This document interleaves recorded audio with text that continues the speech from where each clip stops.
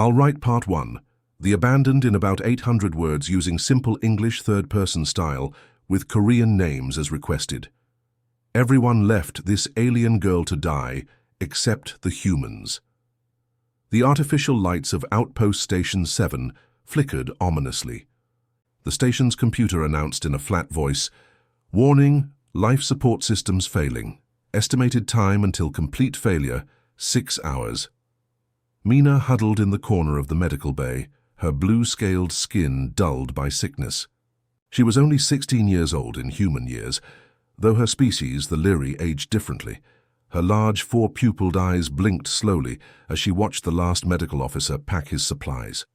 "Please," she whispered, her translator device, converting her clicks and whistles into standard galactic common. "Don't leave me here." The medical officer, a tall Thaxian with 6 limbs and metallic skin, didn't even look at her. "The Council has decided. Your genetic disorder makes you unsalvageable. The evacuation ships have limited space and resources." Mina's illness was rare among her kind. Her body rejected the standard treatments that worked for other Lyri. The other species had labeled her a resource drain and decided she wasn't worth saving. "My family will come for me," she said, though she knew it was a lie. Her family had died in the same accident that had brought her to this station 2 years ago. The Thaxian finally turned to her, compound eyes revealing no emotion. "Your family will be informed of your noble sacrifice for the greater good." Then he was gone, the door sliding shut behind him. Mina was alone on a dying station. She could hear the evacuation alarms blaring through the walls. Through the viewport, she watched as ship after ship departed, carrying away the station's 2,000 residents, representatives from 12 advanced species who had once called this place home. The Vex had been first to vote for leaving her behind. Their logical hive mind had calculated her chances of survival at 0.02% even with treatment. The Thaxians had followed, stating that their medical ethics prohibited wasting resources on terminal cases. Even the Orin, known for their spiritual beliefs about the sanctity of life, had abandoned her after seeing her medical charts. Mina pulled herself up from the floor. If she was going to die, she wouldn't do it curled up in fear. She dragged her weakened body to the main medical console and tried to access the system. Perhaps she could send a message, a final goodbye to someone, anyone, who might remember her. The screen flashed red. Access denied. Emergency protocols in effect. She slumped against the console. The station creaked and groaned around her as systems began shutting down to conserve the last bits of power. The temperature was already dropping. Mina could see her breath forming, small clouds in the increasingly chilly air. "Life support at 68% capacity," the computer announced. "Emergency power diverted to critical systems only." Mina made her way to the observation deck. It was deserted now, the usually busy space eerily quiet. Through the massive viewports, she could see the last ships jumping to hyperspace, tiny flashes of light that quickly disappeared. The nearest inhabited system was 3 weeks away at maximum speed. No one would come for her in time. She pressed her scaled palm against the cold glass.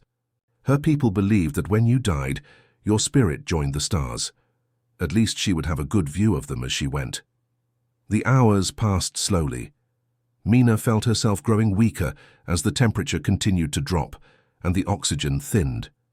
The station's lights dimmed further to conserve power.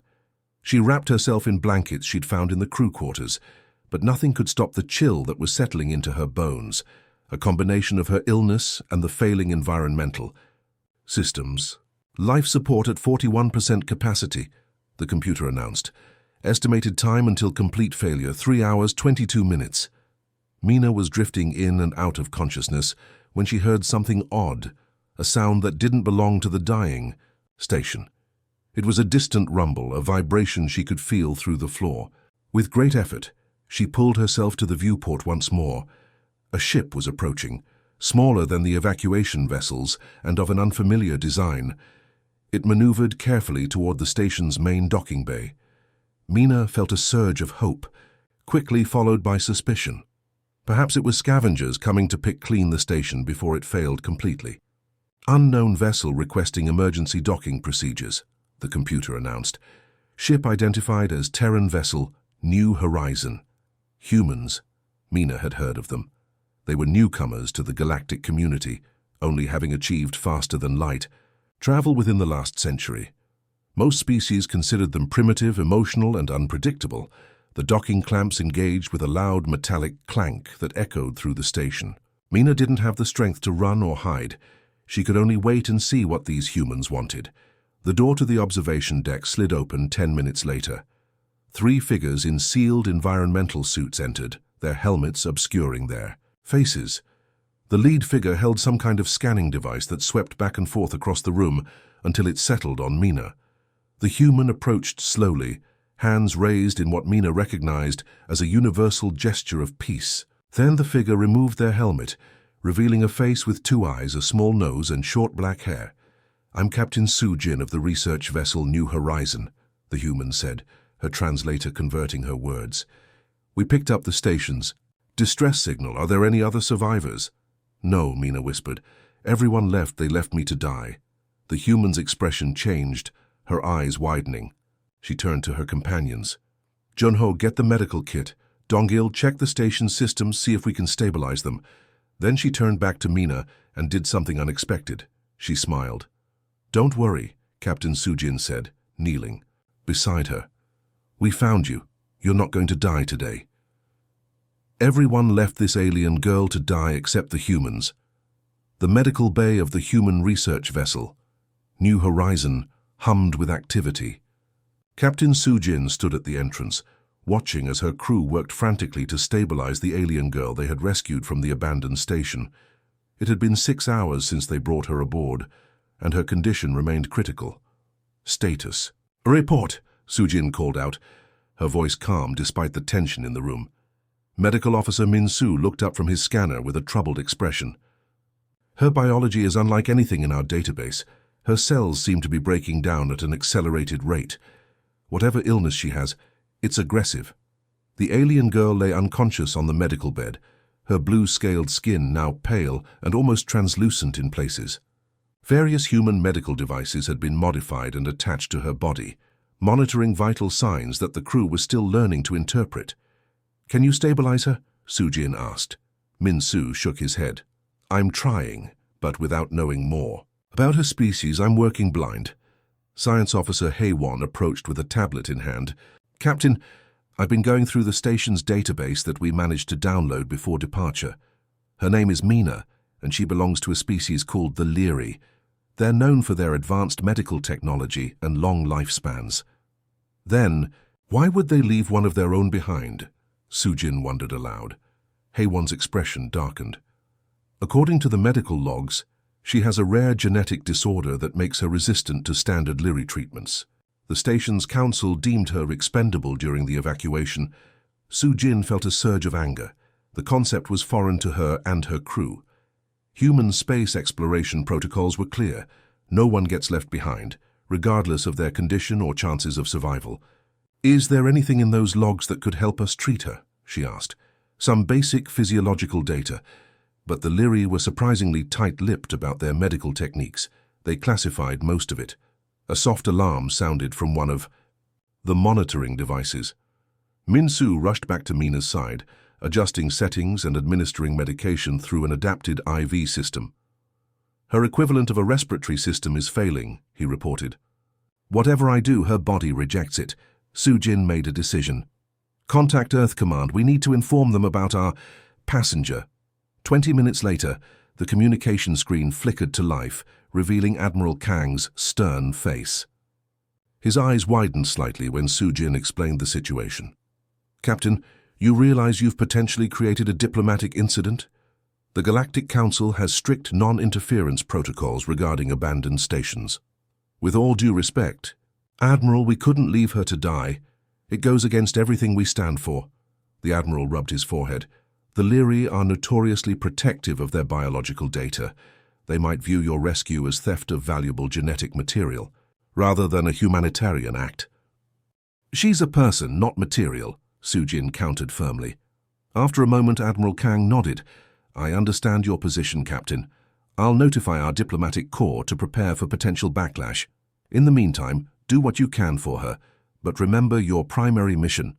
The screen went dark. Sujin turned to find Communications Officer Jun-ho standing nearby. "Captain, she's awake." Sujin hurried back to the medical bay. Mina's four-pupilled eyes were open, darting around the unfamiliar surroundings with obvious fear. When she noticed Sujin, she tried to speak, but her translator device had been damaged during the rescue. Jun-ho stepped forward with a new device. "I've programmed our universal translator with the Leary language parameters from the station database." He carefully placed the device near Mina's throat. After a moment of calibration, her clicks and whistles transformed into words they could understand. Why did you save me?" Her voice was weak but clear through the translator. Sujin approached slowly, keeping her movements gentle. "Because you needed help. That's reason enough for humans." Confusion flickered across Mina's alien features. "The council determined I was not worth the resources.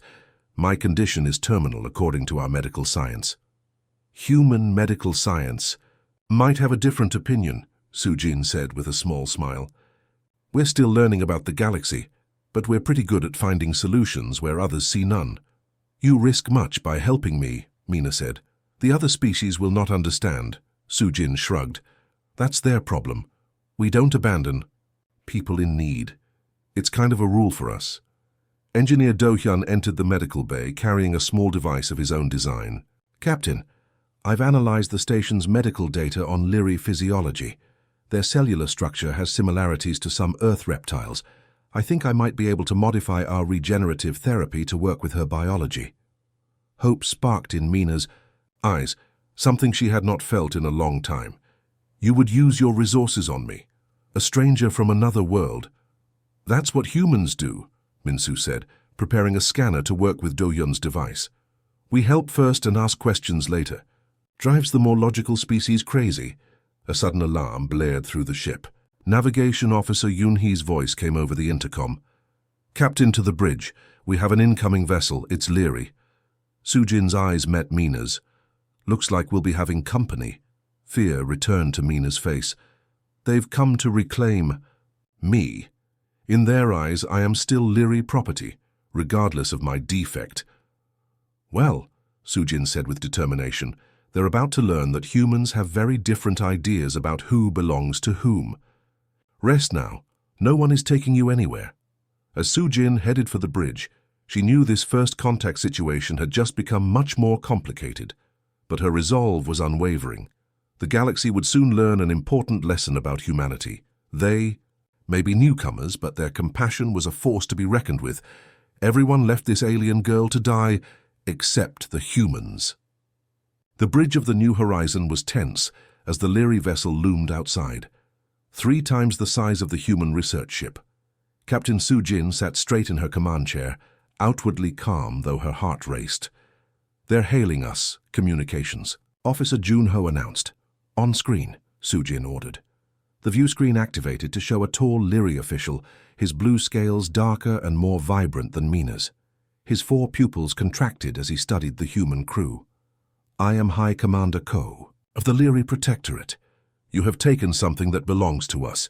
Return the defective specimen immediately." Sujin's jaw tightened at his choice of words. "I'm Captain Sujin of Earth's research vessel New Horizon.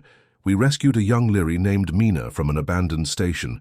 She is not a specimen, but a person under our protection." "The subject has a terminal genetic disorder," Ko said coldly. "The Galactic Council approved our decision to leave it behind during evacuation. Your interference violates multiple protocols." "On our world, we don't abandon the sick just because they're difficult to treat," Sujin replied. "Mina stays with us until we've tried every possible treatment." The Leary commander's scales flared with what seemed like anger. "You have 24 hours to surrender the defective unit, or we will take it by force." The screen went dark before Sujin could respond. "Charming fellow," Navigation Officer Yoon-hee muttered. Sujin stood. "Set course away from the Leary vessel, maximum safe speed. We need time." In the medical bay, Engineer Do-hyun and Medical Officer Min-soo worked frantically. Scattered around them were tablets displaying Leary medical data alongside human medical research. "Her cell degradation is accelerating," Min-soo said, checking the monitors. The temporary treatments are failing. Du Hyun nodded grimly. I've been comparing her genetic structure to our database. There's something familiar about this pattern of cellular breakdown. Science Officer Haewon entered, carrying fresh samples. Any progress? Maybe, Do-hyun said. Look at this. Her condition resembles an old Earth disease called Werner syndrome, rapid aging caused by damaged DNA repair mechanisms. Haewon studied the data. But the Lyri have completely different DNA structures than humans. The mechanism is similar, though, Min-soo interjected, excitement building in his voice. What if we adapted our gene therapy techniques to her biology? Mina watched them from her bed, understanding little of their rapid technical discussion. Her condition had worsened in the hours since the Lyri ship's arrival. Her breathing was labored, and patches of her scales had begun to flake away. The Lyri ship is gaining on us, Junho reported over the intercom. Captain wants to know if you've made any progress. The three officers exchanged looks. Do-hyun spoke first. We have a theory, but the treatment is experimental even for humans. For a Lyri, it's completely untested. If we don't try something, soon she won't survive the next 12 hours, Min-soo added quietly. Haewon sighed. I'll tell the captain. On the bridge, Soo-jin received the news with a heavy heart. The Lyri vessel was closing in, and their options were running out. Captain, Yoon-hee called out, they're charging weapons. A blast rocked the ship, sending crew members stumbling. The lights flickered briefly. Shields holding at 82%, Security Officer Seo-jun reported. That was just a warning shot. Another communication request came through. Commander Ko's face appeared again, his expression even colder than before. Your time has expired, Captain. Surrender the defective or be destroyed. Soo-jin stood firm. We have developed a potential treatment. Give us 12 more hours and unacceptable, Ko interrupted. The specimen's data belongs to the Lyri Protectorate. Your primitive medicine cannot hope to succeed where our advanced techniques failed. The ship shuddered as another blast hit them. Shields at 64%, Seo-jun called out. Soo-jin made a decision. All hands battle stations, evasive maneuvers. We're not giving up on Mina. In the medical bay, the alarm klaxons blared as the ship rocked from repeated impacts. Equipment crashed to the floor as the medical team struggled to stabilize themselves. And their patient. He rapidly adjusted a medical device, setting it to emit a soft purple glow over Mina's body. For several agonizing minutes, nothing changed. Then, slowly, her vital signs began to stabilize. It's working, Min-soo whispered in disbelief. Her cellular degradation is slowing. As the purple light bathed her scales, Mina opened her eyes. Through the translator, her voice came stronger than before. You didn't give up on me, she said with wonder. Min-soo smiled. Humans never do. That's what makes us human. Everyone left this alien girl to die except the humans. 3 days had passed since the initial treatment, and the medical bay of the New Horizon had transformed. What once resembled an emergency room now looked like a recovery ward. Mina sat propped up on the medical bed, her blue scales regaining some of their natural shimmer. The purple regeneration light continued to bathe her for 2 hours each day, but she no longer needed it constantly. Your cellular regeneration rate has improved by 60%, Medical Officer Min-soo said, reviewing her latest test results. The gene therapy is working better than we hoped. Mina flexed her fingers, watching with fascination as the scales moved smoothly without flaking. How did you do this? My people's medical council said my condition was beyond treatment. Engineer Do-hyun smiled as he adjusted one of the monitoring devices. We didn't know it was impossible, so we did it anyway. That's a human saying. Captain Soo-jin entered the medical bay, bringing a small bowl of synthesized food specially designed for Mina's biology. How's our patient today? Getting stronger, Min-soo replied. She may be able to leave the medical bay tomorrow for short periods. Soo-jin handed the bowl to Mina. Good timing. The Galactic Council representatives will arrive tomorrow for the hearing. Mina's 4 pupils contracted with anxiety. Will they make you give me back to my people? Not if we can help it, Soo-jin assured her. Our diplomatic team has been building a strong case. Later that day, Science Officer Haewon entered the medical bay with a tablet. Mina, I've been studying the full medical data we recovered from the station. There's something odd about your case. Mina tilted her head. What do you mean? Your genetic disorder. It shouldn't exist naturally in your species. The specific mutations in your DNA appear to be engineered. The room fell silent. Min Su took the tablet, confirming Haiwan's finding with a grim expression. Are you saying someone did this to her? Du Hyun asked. Haiwan nodded slowly. It looks that way. These aren't random mutations, they're too precise. Mina's hands trembled. But why would anyone do this? Captain Su Jin was called to the bridge before they could discuss further. The Galactic Council's diplomatic vessel had arrived early, along with 3 Leary ships. They're requesting permission to send delegates aboard, Communications Officer Jun Ho reported. Su Jin straightened her uniform. Grant permission for 2 representatives from each party, security protocols in effect. 30 minutes later, the ship's conference room was filled with tension. 2 Leary officials sat across from 2 Galactic Council representatives, with Captain Su Jin and Admiral Kang joining via secure communication, representing Earth. Senior Council member Taro, a tall being with silver skin, spoke first. We are here to resolve the dispute regarding the Leary female designated Mina, currently in human custody. She is not in custody, Su Jin corrected firmly. She is receiving medical care that her own people denied her. The lead Leary representative, Science Director Pax, leaned forward. The specimen has a terminal condition that our advanced medical science could not cure. These humans cannot possibly succeed where we failed. Admiral Kang smiled thinly. Yet they have. Our medical team has already reversed much of the damage caused by her condition. Director Pax's scales flattened against his head. Impossible. Perhaps you should see for yourself, Su Jin suggested. At that moment, the door slid open. Mina walked in slowly, supported by Min Su. The Leary officials visibly recoiled. How is this possible? Director Pax demanded. The subject was in final stage cellular breakdown when we left it behind. Her name is Mina, Min Su said coldly, not it or subject. And human medicine approached her condition differently. Council member Taro studied Mina with interest. Young one, are you truly recovering? Mina stood straighter. Yes. The humans found a way to repair my damaged cells and stop the progression of my illness. They did what my own people said was impossible. Director Pax stood abruptly. This changes nothing. The specimen remains Leary property by our laws regardless of its condition. Actually, Admiral Kang interjected, Earth has filed a petition for medical asylum on Mina's behalf, citing Article 7 of the Galactic Charter regarding the rights of sentient beings to seek life-saving treatment. The second council representative, a bird-like being named Krell, nodded. A valid petition. Additionally, our preliminary review raises questions about the Leary's abandonment protocols. By council standards, all evacuation efforts must attempt to save all sentient life. Our resources were limited, Director Pax argued. Difficult decisions had to be made. Su Jin pulled out her own tablet. We'd like to present new evidence. She nodded to Haiwan, who displayed the genetic analysis.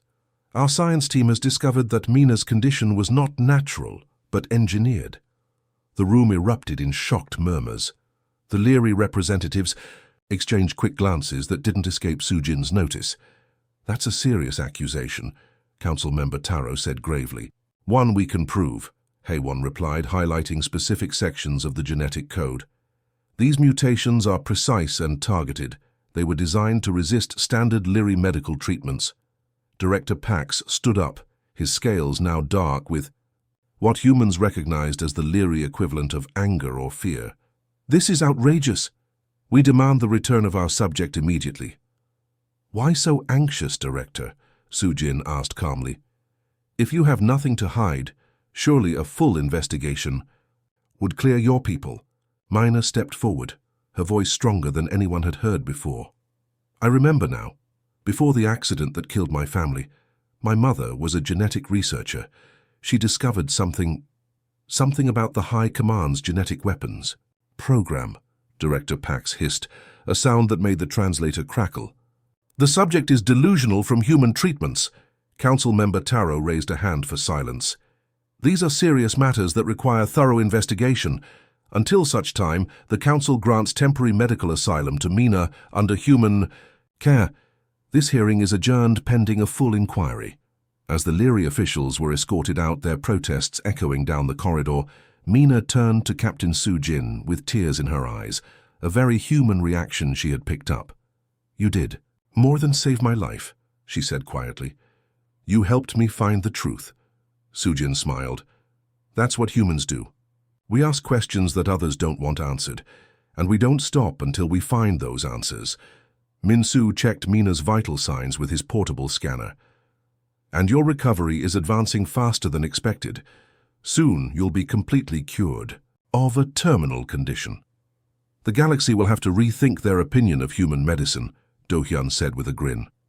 As they left the conference room, Admiral Kang held Su-jin back for a private word. "You've uncovered something big here, Captain. The Council is already whispering about a full investigation into Leary genetic research." "What will happen to Mina now?" Su-jin asked. "For the time being, she stays with you," the Admiral replied. "And I think humanity just made a powerful impression on the galactic community. Sometimes, being the newcomers with primitive ways has its advantages." "We're out of time," Min-soo shouted over the noise. "We need to try the treatment now or never." Mina's breathing had become even more labored. Through the translator, she whispered, "Why fight for me? Why risk your lives?" Do-hyun prepared the modified gene therapy. "Because that's what humans do. We don't give up on people. My people decided I wasn't worth saving," she said weakly. "Well, we disagree," Min-soo replied firmly, "and we're pretty stubborn about our opinions." The ship lurched violently as a more powerful blast struck them. The lights failed completely for several seconds before emergency power kicked in. "Shields critical," came Seo Jun's voice over the intercom. "We can't take much more of this." Do-hyun looked at Min-soo. "Ready?" Min-soo nodded. "It's now or never." They administered the experimental treatment, watching anxiously as the modified genetic material entered Mina's system. For several tense moments, nothing happened. Then alarms on the medical monitors began to sound. "Her vital signs are crashing," Min-soo shouted, rushing to adjust the treatment parameters. On the bridge, Su-jin received the news with a heavy heart. "Continue evasive maneuvers. We're not surrendering her."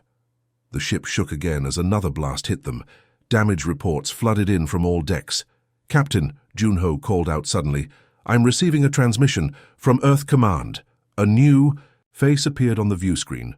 Admiral Kang, flanked by diplomatic officers. "Commander Ko," the Admiral said firmly, "this is Admiral Kang of Earth Command. We have filed an emergency petition with the Galactic Council regarding your actions against our research vessel. Stand down immediately." Ko looked surprised. "This does not concern Earth. The defective unit is a sentient being," Admiral Kang interrupted, "and therefore protected under Article 7 of the Galactic Charter, which your people signed. Our lawyers are quite thorough." Ko's scales flattened against his head, a sign of anger or perhaps embarrassment. "The Council will rule in our favor. Your primitive species cannot—" "The Council has granted emergency injunction," the Admiral continued calmly. "So you are ordered to cease fire and withdraw pending a full hearing." After a tense silence, Ko finally spoke. "This is not over." His image disappeared from the screen. The Leary vessel powered down its weapons and slowly moved away from the new horizon. Admiral Kang turned to Su-jin. "You've started quite the diplomatic incident, Captain." "Thank you for the support, Admiral," Su-jin replied, relieved. "Save the girl, Captain. Show them what humans can do." In the medical bay, the crisis wasn't over. Mina's body was fighting the treatment, her vital signs wildly fluctuating. "It's not working," Min-soo said desperately. "Her body is rejecting it." Do-hyun studied the readings, then suddenly snapped his fingers. "Wait, remember what we learned about Leary biology. Their cellular regeneration activates under specific wavelengths of light." Su-jin nodded. "Sometimes being human is advantage enough. Everyone left this alien girl to die except the humans." 6 months had passed since the dramatic confrontation aboard the New Horizon. The Galactic Council chamber on neutral territory buzzed with activity as representatives from 27 species gathered for what many news outlets were calling the most significant diplomatic event in decades. Mina stood at the entrance, her blue scales now healthy and vibrant. She wore formal attire that blended Lyri and human design elements.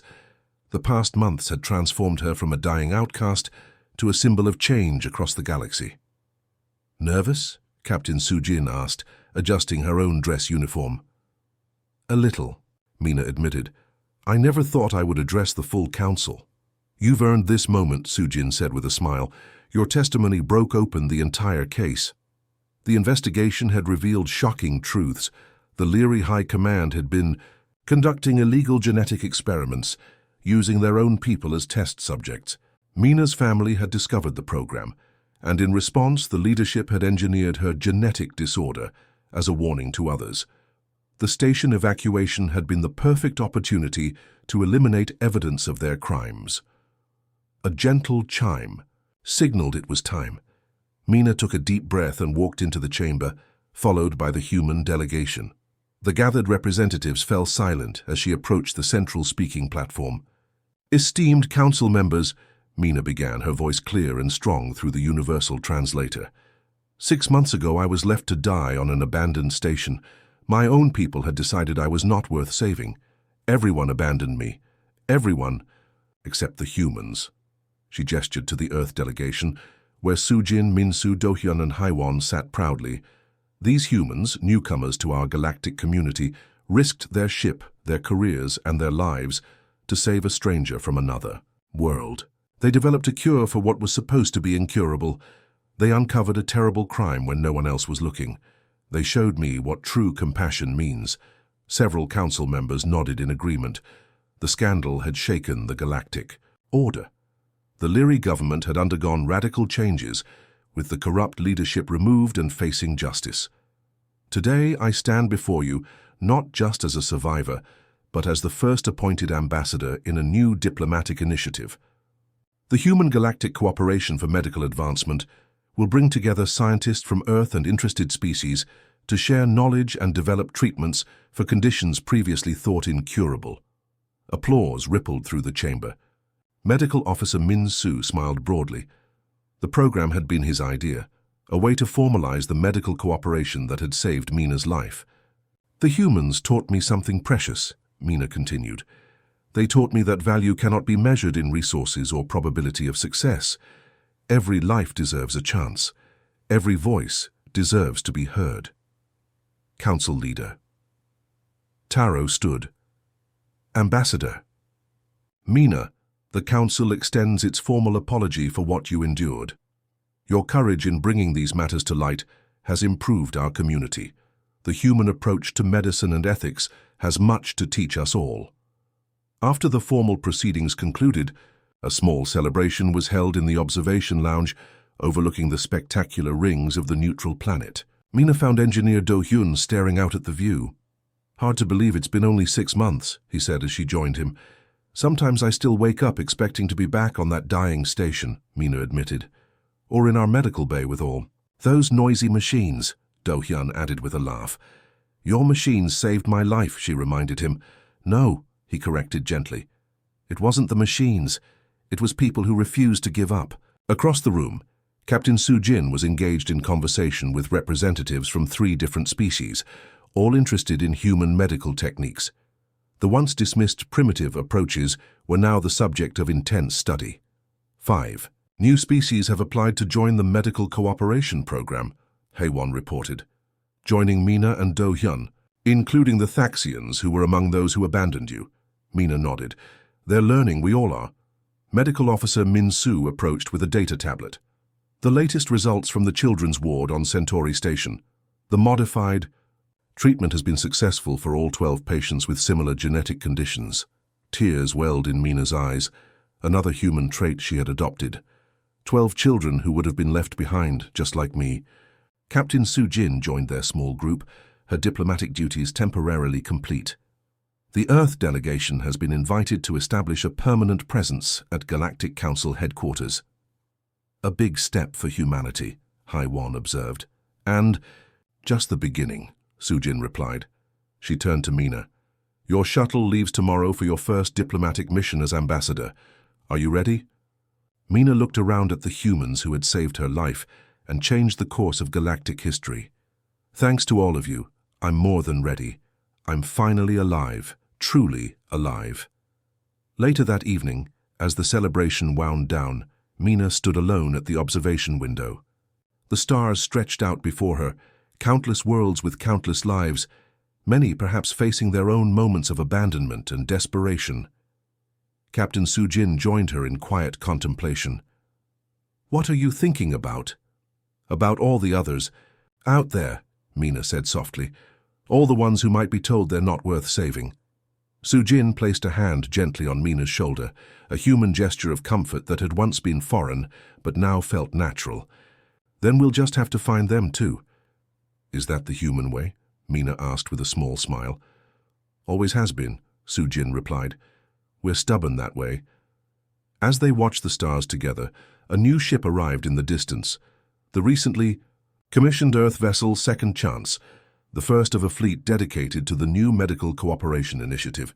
Its mission, to reach those parts of the galaxy where hope had been abandoned.